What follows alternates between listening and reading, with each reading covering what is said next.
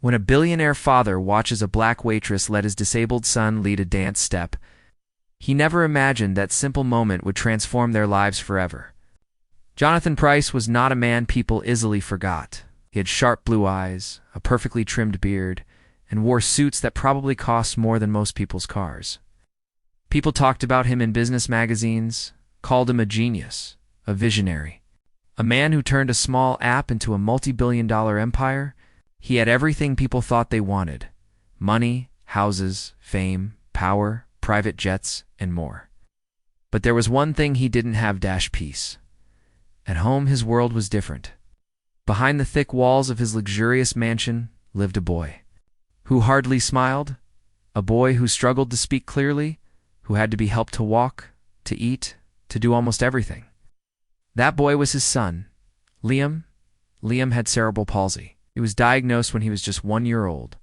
Jonathan still remembered the moment the doctor said the words, how everything around him had blurred, and he had sat frozen in that white room, not understanding how this had happened.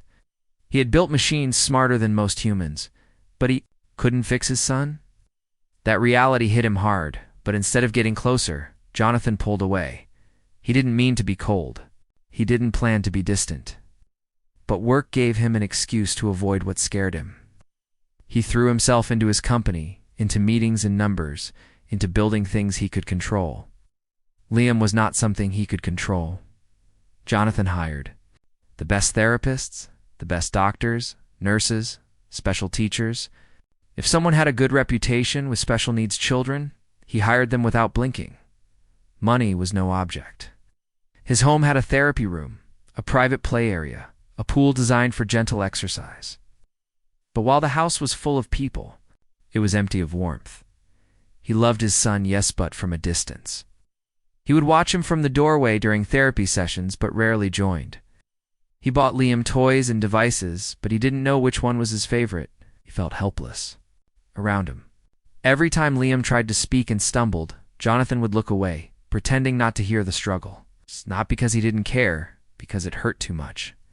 He didn't know how to act, how to be the kind of father Liam needed. His staff never said anything, but they noticed the nurses were kind. The teachers were professional. They did their jobs well. But none of them were family. And that's what Liam really needed: his father. One rainy Monday, a school therapist suggested taking Liam to a new clinic for a full evaluation. It was across town, and they'd need to wait for a few hours between tests. Jonathan agreed, and for once he decided to take Liam himself. He told his assistant to clear the morning schedule. That surprised everyone. It was rare for Jonathan Pryce to slow down, let alone spend hours at a medical clinic. But something inside him had shifted slightly. Maybe it was guilt. Maybe it was exhaustion. Or maybe deep down, he missed the son. He never really got to know. The drive to the clinic was quiet. Liam sat in the back seat, strapped in safely, watching the rain hit the car window. Jonathan occasionally looked at him in the mirror. His son's eyes were bright and curious, but his face was calm, emotionless. He didn't speak much, and when he did, it came out in soft, broken syllables. Jonathan didn't know how to respond, so he just nodded or gave short answers. The silence between them was heavy. After the tests, they had a few hours to spare. Before the final assessment, the therapist recommended a cafe nearby where they could sit and wait. It was small, not the kind of place Jonathan usually went to, but he didn't want to go back to the office, so they drove to the cafe and stepped. Inside, it was warm and cozy, with jazz music playing softly in the background. The place smelled of fresh coffee and cinnamon. Liam's eyes lit up a little.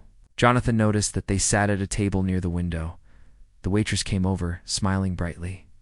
She was young, probably in her mid-20s, with dark brown skin and hair pulled back in a bun. She wore a faded pink apron and moved with a kind of grace that didn't match the tired look in her eyes. Her name tag read Jasmine. "Good morning. What can I get for you too?" she asked, her voice cheerful, but gentle. Before Jonathan could speak, Jasmine looked directly at Liam and smiled. "Hi there, sweetheart. You want some hot chocolate?" she asked him kindly. Liam blinked at her. Slowly, he nodded. Jonathan was surprised. His son usually froze up around strangers. Something about Jasmine seemed to put him at ease. And you, sir? Jonathan. Coffee. Black, he replied, still watching her, when she walked away. Jonathan glanced at Liam. His son was still watching the corner where Jasmine had disappeared behind the counter. Something had changed in his face. He looked more alive. Jasmine returned with their drinks, setting them down carefully. Then she did something unexpected. She crouched beside Liam, still smiling. You know, she said softly, I always dance when I make hot chocolate. It tastes better that way. You think that's silly? Liam made a small sound that could have been a laugh. Jonathan raised an eyebrow. What was she doing? Jasmine winked. Next time I bring you something, I'll show you my dance move. Only if you promise not to laugh at me. Liam gave her a small smile, almost shy. After she left, Jonathan kept watching her. She moved around the cafe like it was her stage, humming to herself, spinning slightly when no one was watching. She danced with her steps, nothing dramatic, just simple little movements full of joy. It was the first time Jonathan saw Liam smile. In a public place, it hit him harder than he expected. He checked his phone. 20 emails, 3 missed calls, a dozen urgent messages. But for once he didn't care. He looked at his son again. There he was, quietly sipping his hot chocolate. Looking around the cafe, eyes following Jasmine's movements like they were music. There was no therapist here, no specialist, no equipment, just a warm room, a kind waitress, and a little bit of music. Jonathan felt something tighten in his chest. It was unfamiliar and uncomfortable. Guilt, regret, maybe both. All the money he had spent, all the experts he had hired. And here his son was, reacting more to a kind stranger than he had 2 months of professional sessions that night. After the final tests were done and they were back home, Jonathan couldn't sleep. He lay in his giant bed, surrounded by silence. Thinking about that cafe, that waitress, and most of all, about Liam's smile, he remembered Jasmine's voice. I always dance when I make hot chocolate. It was silly, but it worked. She had reached Liam in a way Jonathan never had. He turned to look at the framed photo on the bedside table. It was of him and Liam taken years ago. In the picture, he was holding his baby son, smiling proudly. But now, the picture felt like it belonged to someone else. A stranger who once thought he had all the time in the world to learn how to be a dad. Jonathan sat up. He stared out the window at the city lights. Everything he had built meant nothing if he didn't know how to connect with his own child. He didn't know it yet. But something inside him had shifted that day at the cafe. Just a little, enough to make him wonder, enough to make him want. To try? Maybe the answers didn't lie in money, or science, or expert advice. Maybe they lay in simple things like a dance step, a hot drink, a kind word. He thought about Jasmine again. Her easy smile. Her way of speaking directly to Liam, like he was a person, not a problem. That mattered. It's more than she probably knew. Jonathan made a mental note to return to that cafe. Soon, not because the food was good, but because something important had started there, and he didn't want to miss what came next. Jasmine Carter was used to long days and short nights. Her alarm clock rang every morning at 5 a.m., and she would wake up in her tiny apartment with a groan. The old mattress she slept on creaked when she moved, and the blanket was thin, but she was thankful she had it. She always reminded herself gratitude is the only way to survive struggle. She shared the apartment with her younger brother, Marcus, who was still in high school, and her grandmother, Mama Ruth, who had raised both of them after their parents died in a car crash when Jasmine was just 16. Life hadn't been easy, but Jasmine had learned early to smile through pain. She had learned how to fold sadness into a song, how to turn frustration into rhythm. Maybe that's why she loved dancing so much. It was the only time she felt truly free. As she tied her apron and packed lunch for Marcus and pills for Mama Ruth, she hummed softly. Music always followed her, even if there was no radio playing. Her feet tapped, her shoulders moved slightly. She would spin while doing simple things like pouring juice or placing food on plates. It wasn't just a habit, it was her way of surviving the weight of daily life. Jasmine worked double shifts at the small cafe downtown, a cozy place called Maggie's Diner. It wasn't fancy, but people loved coming in because of the atmosphere, warm, welcoming, full of life. Much of that warmth came from Jasmine herself. She greeted every customer with a smile, remembered regulars' names, danced when she thought no one was watching, and made people laugh, even if her own heart was tired. She had dreams once. Big dreams. She had wanted to become a professional dancer, maybe even teach dance at a school. In high school, she was the star of the dance team, winning trophies and performing on stages that made her feel alive. But dreams didn't pay rent. Dreams didn't buy medicine. Dreams didn't stop bills from piling up, so Jasmine had put her dreams in a box and closed the lid. She promised herself she'd return to them one day, but one day kept moving further and further away. That Tuesday morning started like any other. Jasmine arrived at the diner just before sunrise. She swept the floor, set the tables, turned on the soft jazz music that she liked, and made the first pot of coffee. She always danced during this time, before the customers came in. It was her private joy, but she didn't know that this day would be different. She didn't know that a billionaire and his quiet son would walk into the diner and slowly start to change everything. The man looked out of place the moment he stepped in his expensive suit. Polished shoes and distant expression didn't match the cafe's cozy vibe. But it was the boy with him that caught Jasmine's eye. The child looked about 9, sitting in a special wheelchair. His eyes moved around the room nervously, and he kept one hand tightly on the armrest. There was something gentle and soft about his face. Jasmine could tell he wasn't used to being in places like this. Most people wouldn't have looked at him twice. But Jasmine saw something different, something she couldn't explain. She walked over to them with her usual bright smile. Hart had a habit of noticing the lonely ones, the quiet ones, the ones who didn't fit in. When she spoke, she made sure to speak to the boy first. "Hi there, sweetheart. You want some hot chocolate?" she said softly. The boy's eyes lifted to meet hers. He looked unsure, like he didn't know if it was okay to answer. Slowly, he nodded. Jasmine's smile widened, coming right up. She turned to the man next. He gave a short answer, "Coffee, black." His voice was firm, distracted. Jasmine could tell his mind was somewhere else.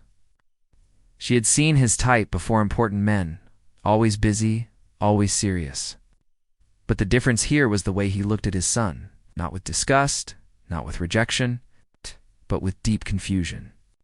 Like he didn't know how to reach him, Jasmine walked back to the counter, warming the milk for the hot chocolate. She glanced at the boy again. He was watching her, not staring like most kids, but observing her like she was a puzzle. So she decided to give him something to notice. She began to sway, just a little, a small dance move, nothing big.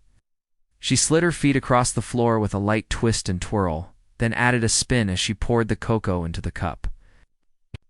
Danced while making hot chocolate. It was a small joy she allowed herself. When she returned to the table, she crouched beside the boy. She didn't talk to him like a patient or someone sick. She talked to him like he was any other kid. "You?" "No," she said, her voice low and cheerful. "I always dance when I make hot chocolate. It makes it taste better." "You think that's silly?" The boy blinked at her. Then he made a soft sound, a tiny laugh that was more like a breath. Jasmine's heart lifted. She leaned closer and whispered, "Next time I bring you something, I'll show you a new dance move. But only if you promise not to laugh at me." The boy smiled. It was shy and small, but it was real. That smile stayed with Jasmine for the rest of the morning. She kept working, but every now and then she glanced at him. He was watching her. Again, his eyes followed her every step, every little movement. And slowly, she noticed something else. His fingers moved. Just a twitch, like he was trying to mimic the way her hand twirled. She didn't say anything. She just kept dancing. Later, when they left, she waved goodbye and told the boy she hoped to see him again. The man, his father, nodded but said nothing. Jasmine didn't take it personally. Some people didn't know how to be warm, but the boy... The boy had felt something. She had seen it. She didn't know their names. She didn't know they were rich. She didn't know this moment would stay with the man long after they were gone. For Jasmine, It was just a moment of kindness. A tiny, ordinary gesture, a smile, a twirl, a few kind words. But to that child, and to the man who brought him, it had meant much more. That night, after her shift, Jasmine went home, exhausted. Her feet hurt and her back ached. Mama Ruth was asleep, and Marcus was studying at the kitchen table. She kissed the top of his head and microwaved leftovers for herself. As she ate, her thoughts returned to the boy. She wondered what his story was. She wondered what he liked, what made him laugh, what scared him. Most of all, she wondered if he ever danced. She didn't know she had already started something. The boy had seen her, really seen her, and she had seen him too. That connection, simple, silent, powerful, was the beginning of something beautiful. She finished her food, washed her plate, and went to bed. She fell asleep quickly, the way tired people do. But her dreams were filled with music and dance and the shy smile of a boy who hadn't smiled in a long time. The next day, she returned to the cafe like always. She didn't expect them to come back, but part of her hoped they would. Because sometimes, a tiny act of kindness, a dance step, a smile, a warm cup of cocoa can touch a heart in a way that nothing else can. And somewhere across town, in a mansion full of silence, a billionaire was thinking about that same moment, playing it over and over in his mind, wondering how one waitress in one cafe had done something all his money never could. He didn't know it yet, but his life had already started to change, and it had all begun with a simple dance. The next time Jonathan took Liam to the cafe, it wasn't by accident. He had planned it, though he told himself it was just for convenience. The truth was, something about that waitress Jasmine had stayed in his mind all week. He couldn't forget the way she had smiled at Liam, the way she had spoken to him like he mattered, and how Liam had smiled back. That small moment had done more than years of therapy. Jonathan didn't fully understand it, but he felt it. And for the first time in a long time, he wanted to feel it again. So when they had another appointment in the same area, Jonathan made sure they had an hour to spare afterward. He drove past 3 fancy coffee shops and pulled into the tiny lot beside the cozy cafe. The same one where the music played softly and the smell of cinnamon filled the air. Liam sat quietly in his wheelchair. Looking at the cafe door, Jonathan couldn't tell if his son remembered the place, but when they entered, he saw something on Liam's face, something like recognition. Jasmine was there, wiping down tables. She looked up and grinned when she saw them. "Well, hello again," she said brightly. "Look who's back." She walked over to their table without hesitation. "Hot chocolate?" she asked Liam with a wink. Liam gave the tiniest nod, his eyes bright. "And you, Mr. Coffee Black?" she asked Jonathan with a teasing smile. Jonathan smiled back. "Real one?" "Yes, please." Jasmine walked off, humming to herself. And just like before, she added a twirl as she carried the cups to the counter. Jonathan watched Liam watching. His son's eyes were fixed on her every step, every move. There was joy there, and curiosity. Like he wanted to join her, to move like she did. When Jasmine came back with their drinks, she paused beside Liam. "Okay," she said playfully. "I promised you a dance move, didn't I?" Liam looked up at her, almost shy. Jasmine placed the tray down and took a step back. "Watch this," she said. She took a deep breath, then did a slow, gentle movement. It was just a simple sidestep. Then a twirl, ending with her hands in the air like she had just finished a performance on a big stage. "Todd," she said, laughing. Liam clapped once. What's small, soft, but enough to make Jasmine smile. Stretch even wider. Jonathan couldn't believe what he was seeing. His son, the same boy who barely responded to anyone, who avoided eye contact and hated public places, was clapping, smiling, responding. It felt like magic. Jasmine leaned down. "Your turn," she whispered. Liam blinked, surprised. Jasmine reached out her hand carefully. "Just one step. I'll help you." Jonathan opened his mouth to protest, but something stopped him. Jasmine wasn't pushing. She wasn't forcing anything. She was inviting. Liam looked at her hand. Slowly, shakily, he reached out and placed his hand in hers. Jasmine beamed. Okay, ready? She asked gently. She placed one foot slightly forward and moved her body side to side. Liam tried to copy her. His movement wasn't smooth. It was slow and stiff, but he was trying. His little foot moved forward just a bit, and he swayed in his chair. Jonathan stared. It wasn't just a dance step. It was Liam expressing himself. It was Liam wanting to be part of something. Jasmine let out a happy laugh. You did it? That was amazing. Liam let out a high, soft giggle. Jonathan felt his chest tighten. He had never heard that sound from his son before. Other people in the cafe were watching now. But no one interrupted. It was like everyone knew something special was happening. Jasmine gently let go of Liam's hand and gave a small bow. You, my friend, she said to him, have just led your first dance. Jonathan was speechless. He looked at his son, who was beaming now, eyes wide with joy. His heart ached in a way he couldn't explain. All the expensive treatments, the private schools, the professional help, and here in a quiet cafe, with a waitress who danced his son, had made more progress in 2 minutes than in 2 years. After they finished their drinks, Jonathan stood up and reached into his wallet to leave a tip. He placed 3 crisp $100 bills on the table. Jasmine saw them and frowned. Whoa, that's way too much, she said, walking over quickly. Jonathan shook his head. It's not enough. Jasmine looked at him with honest eyes.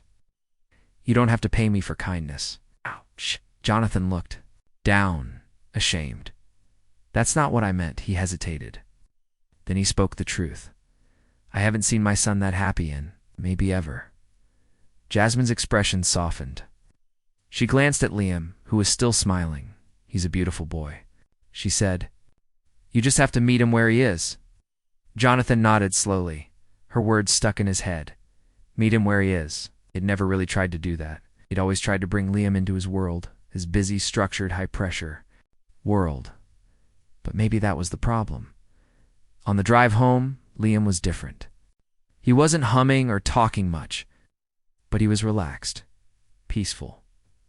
Jonathan reached back and touched his son's knee gently. I'm proud of you today, he said softly. Liam didn't speak, but he smiled, and that was more than enough.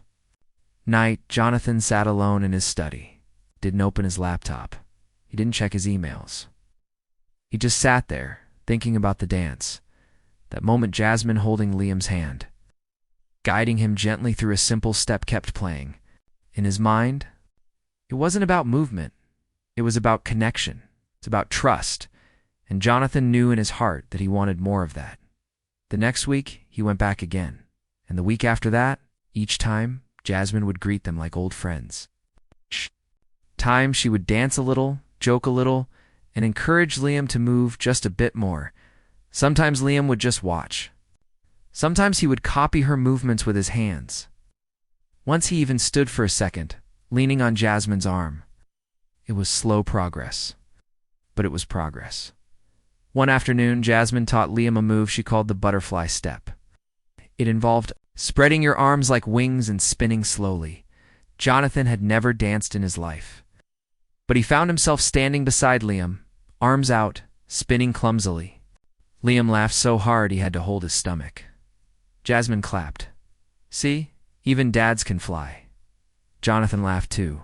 The first time in years, he laughed without faking it. He looked around the cafe at the wooden tables, the music playing, the smell of chocolate in the air. This place had become more than a stop on the way to the clinic. It had become a safe place, a place of healing. And Jasmine, she had become more than a waitress. She was like a bridge connecting a father to his son.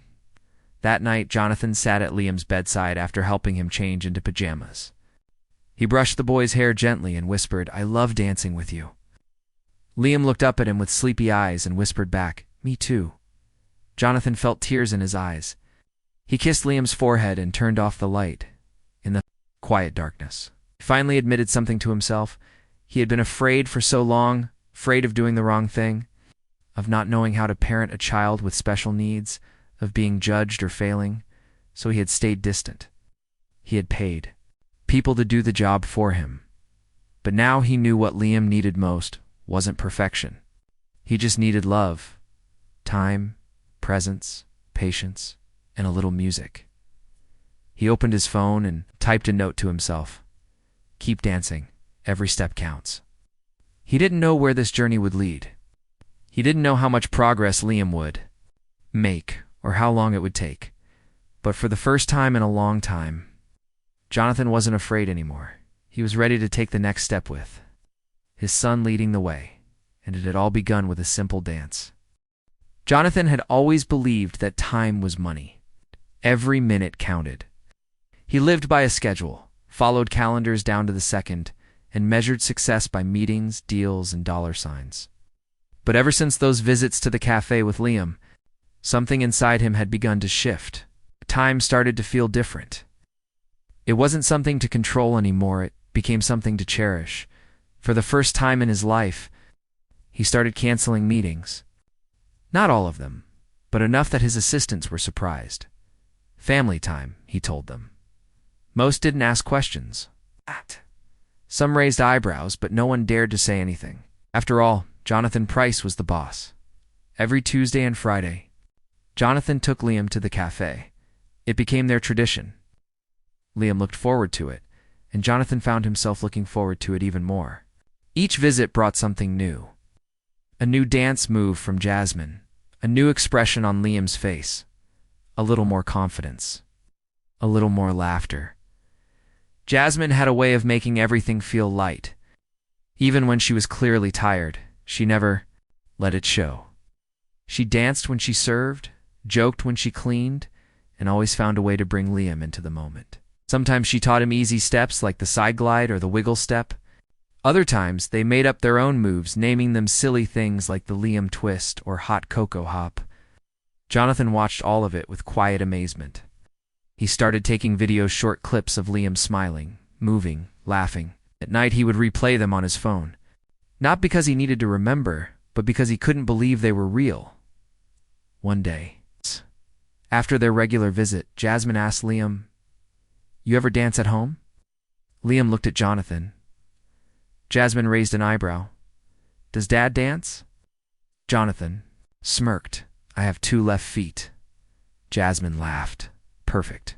It means you'll never forget which foot you started with." Later that evening at home, Jonathan cleared a small space in the living room, turned on some soft music, and looked at his son. "Want to show me the butterfly step again?"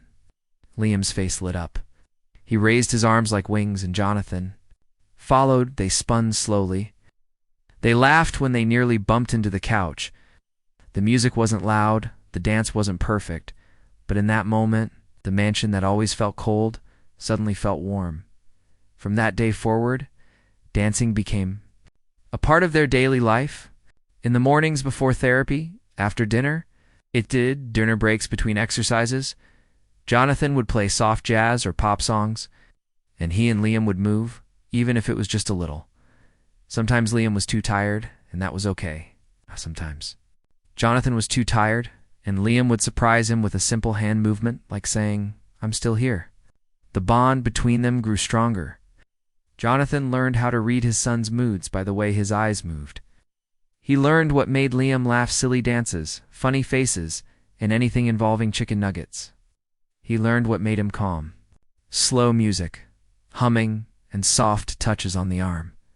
Jonathan's world, once filled with boardrooms and billion-dollar deals, had started to center around moments like these, moments that didn't have a price. He also started learning more about Jasmine. One afternoon, as Liam drew something on a napkin with crayons, Jonathan asked her, "Why do you dance so much?" Jasmine smiled, "Because life's too hard not." There was silence for a moment. Then she added, "And because it helps me forget how tired I am." Jonathan was curious. "You work all day and still smile like that?" Jasmine shrugged. "Smiling's cheaper than crying." He chuckled. "You ever think about doing more with your dancing?" Jasmine paused. "All the time." She looked down at the floor. "Dreams cost money.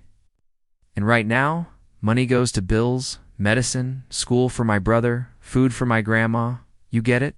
Jonathan nodded slowly. He did get it. For the first time in a long while, he felt what it was like to truly see another person as an employee, not as a waitress, but as someone fighting quietly every day. "Have you ever taught kids?" he asked. Jasmine blinked. "Only for fun. I used to help at a church program. Little ones with all kinds of energy. One girl used to spin so much she got dizzy and still wanted more." Jonathan smiled at the image. "Liam's that girl now." Jasmine laughed. "Well, she's in good company." Later that week, Jonathan sat in his office, staring at a blank screen. He was supposed to be reviewing a proposal, but his thoughts kept returning to Jasmine and Liam and the way that Simple Cafe had become a place of healing. He opened a new document and started typing something entirely different. A vision, a program, an idea, a dance center, not a studio for professionals, but a safe space for kids with disabilities, a place with music, color, movement, a place where therapy didn't feel like therapy and laughter was part of the schedule. He imagined dance instructors, therapists, music coaches, art teachers, all working together. But more than that, he imagined parents like him sitting on the sidelines, watching their kids grow. He couldn't stop typing at the bottom of the page. He typed a name, the Butterfly Project. A week later, he asked Jasmine to meet him outside of work. They sat on a park bench near the cafe while Liam played nearby in a special swing. "I want to show you something," Jonathan said, handing her a folder. Jasmine opened it and stared. It was a proposal, beautifully written, with pictures and details, and at the top her name listed as the lead program director. "I want to build this," Jonathan said. "And I want you to help me lead it." Jasmine looked up, shocked. You," Jonathan said. "No one connects like you do. You make kids feel seen. You helped Liam open up when no one else could." Jasmine blinked, speechless. "I know you work hard to survive," he continued. "But what if you had a chance to dream and survive?" Tears welled in her eyes. This feels unreal." Jonathan smiled gently. "It's very real. I've got the resources. You've got the heart. Let's build this together." Jasmine looked at the folder again. The name The Butterfly Project felt like a sign. It reminded her of that step she had taught Liam, the step that had changed everything. "Okay," she whispered. "Let's do it." From that day on, Jonathan and Jasmine worked as a team. They found a location, hired staff, and designed rooms filled with color. Mirrors, music systems, therapy mats, and soft floors for safety. They added a music room, an art corner, and even a small indoor garden for sensory breaks. Liam became the heart of the place. His photos were on the walls. His laugh echoed in the halls. Other kids came too, some in wheelchairs, some with walking aids, some nonverbal, some hyperactive, but all of them found joy. Jasmine led the dance sessions. She didn't teach like a professional instructor. She taught like a friend. Like someone who knew that progress wasn't about perfect moves. It was about trying, showing up, feeling. Jonathan didn't just watch. He danced too. Not well, but with all his heart. Parents started to thank him, not for the center, but for showing them it was okay to hope again. One mother said, "You gave my son something to look forward to. Every week you gave me something too." Jonathan never took credit. He always pointed to Jasmine and to Liam. That bond between a billionaire father, a dancing waitress, a brave little boy, became the foundation of something much bigger than any of them expected. What started as a simple cafe visit had turned into a movement of healing, love, and connection. Jonathan had spent his life building companies, but now he was building something more powerful: relationships, joy, and purpose, and he owed it all to a dance. The Butterfly Project had quickly become more than just a place. It was a symbol of hope, change, and new beginnings. Jonathan never imagined that a small idea sparked by a simple dance step could grow into something so powerful. But as he watched Liam and the other children flourish, he understood the true meaning of what had started in that quiet cafe months ago. Liam was no longer the boy who barely spoke or stayed silent in his wheelchair. He had become a little leader among the children who came to the center. Sometimes he would lead small dances, moving his hands and feet to the rhythm that Jasmine played on the speakers. His smile had grown wider, and laughter now filled the spaces where silence once lived. Jonathan felt proud, not just as a father, but as a man who had learned how to love differently. He realized that true strength came not from wealth or status, but from connection. From being present in someone's life and sharing moments that mattered. Every day at the Butterfly Project was different. There were challenges, of course. Some days children would feel frustrated or tired or scared. Some days parents would feel overwhelmed by the progress they thought should be faster. But Jasmine always reminded everyone that healing was not a race. It was a journey, made one step at a time. Jonathan watched Jasmine in action. Moving through the rooms with kindness and patience, she spoke to the children as equals, never rushing or pressuring. She had a gift for seeing what others missed. Signs of bravery, tiny victories that mattered. Parents often thanked her quietly, tears in their eyes, for the care she gave their children. One afternoon, Jonathan sat quietly in the observation room, watching Liam from behind the glass. Liam was trying a new dance move, called the Star Step. Jasmine demonstrated it slowly, and Liam followed, wiggling his fingers and tapping his toes. He wasn't perfect, but he was trying, and that was enough. A mother beside Jonathan whispered, "It's amazing how far he's come." Jonathan nodded. "He taught me more than I ever thought possible." The mother smiled. "It's the love. You both have so much love." Jonathan looked back at Liam, feeling something shift inside him. It was like a heavy weight had been lifted. For years, he had carried guilt, fear, and loneliness. Here, surrounded by laughter, music, and hope. Those feelings began to fade.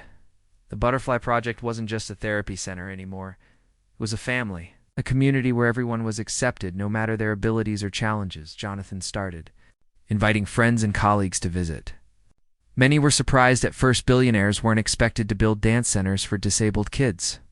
But once they saw the joy in the children's eyes, they understood. Some even donated, wanting to support the cause. Jonathan still ran his businesses, but the Butterfly Project had changed his priorities. He found joy in small moments, laughter, Jasmine's encouragement, a new dance move mastered. He learned that success wasn't about money or power, it was about love, patience, and hope. One evening, as the center was closing, Jonathan and Jasmine sat on the steps outside. Liam was inside, helping another child with a tricky step. Jonathan smiled. "You changed my life, Jasmine." Yes. Jasmine shrugged, her eyes shining. "We changed each other." Jonathan nodded. "I never imagined that a simple dance could do this." Jasmine laughed softly. "It's not just the dance, it's the heart behind it." Jonathan looked at her thoughtfully. "Thank you for believing in Liam and for helping me believe in him." Jasmine reached over and squeezed his hand. "That's what we all need, someone to believe in us." As the night sky stretched above, Jonathan realized that life had given him a second chance. Just with Liam, but with himself. He was no longer the distant billionaire father. He was a man who understood the power of presence, kindness, and dance. And Liam? He was no longer just a boy with a disability. He was a leader, a teacher, and a shining example of how love can move mountains. Their journey was far from over. There would be more challenges ahead. But now, Jonathan knew they could face them together. One step at a time, the Butterfly Project stood as a promise that no matter who you are or what you face, there is always hope. There is always a chance to dance, to laugh. Jonathan closed his eyes and whispered a prayer of gratitude for the day he saw that first dance step. The day his life and his son's life began to change forever.